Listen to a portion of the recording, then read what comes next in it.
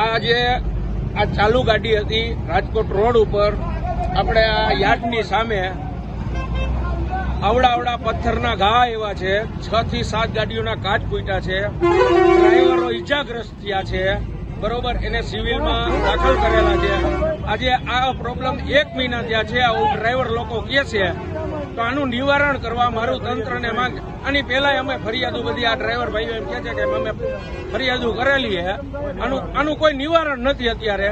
તો આનું કઈક જલ્દી જલ્દ નિવારણ લાવો. 1 મહિનાની અંદર બહુ જાજા કાચ ફૂટેલા છે, વાગેલું છે, પેસેન્જરો હેરાન થાય છે.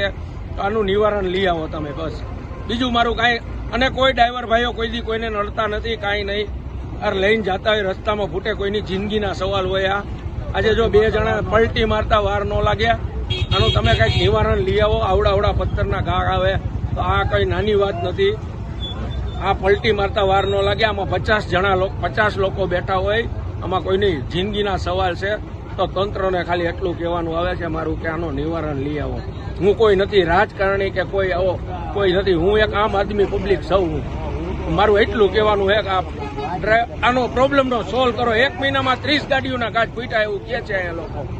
આજે હું અટવાઈ ગયો છું, મારે સવારે કામે જવું હોય, કામ કરવું છે, બરોબર.